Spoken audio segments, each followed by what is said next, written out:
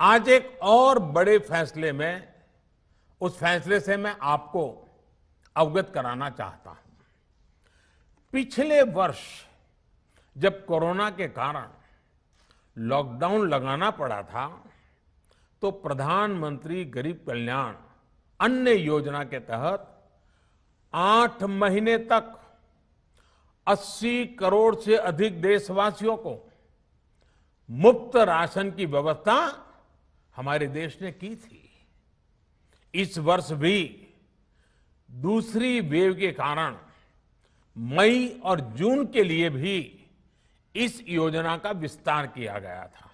आज सरकार ने फैसला लिया है कि प्रधानमंत्री गरीब कल्याण अन्न योजना को अब दीपावली तक आगे बढ़ाया जाएगा। महामारी के इस समय में सरकार गरीब की हर जरूरत के साथ उसका साथी बनकर खड़ी है। यानी नवंबर तक 80 करोड़ से अधिक देशवासियों को हर महीने तय मात्रा में मुफ्त अनाज उपलब्ध होगा।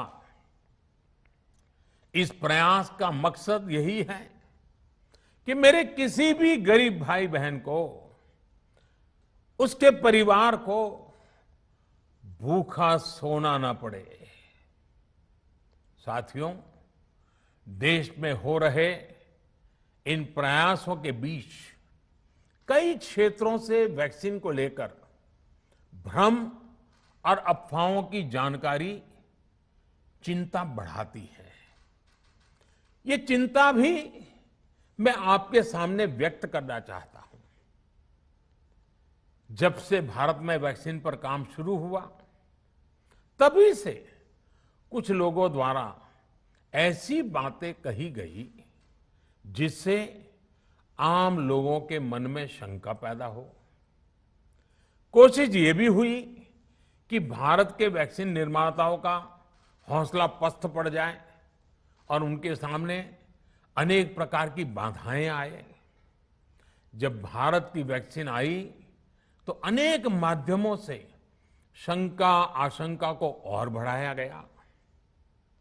वैक्सीन न लगवाने के लिए भांति भांति के तर्क प्रचारित किए गए।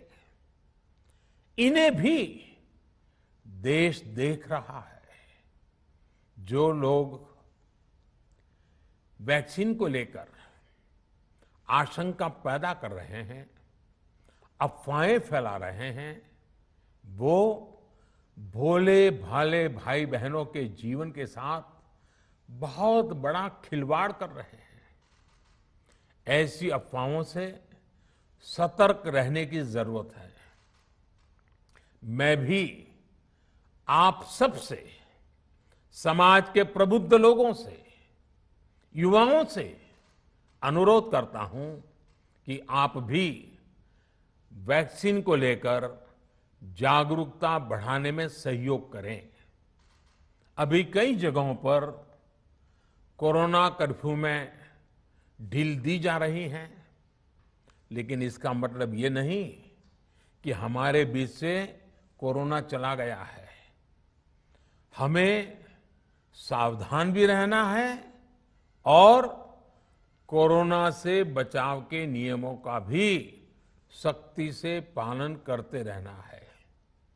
मुझे पूरा विश्वास है हम सब कोरोना से इस जंग में जीतेंगे। भारत कोरोना से जीतेगा। It's great to see you here. Thank you for watching our work.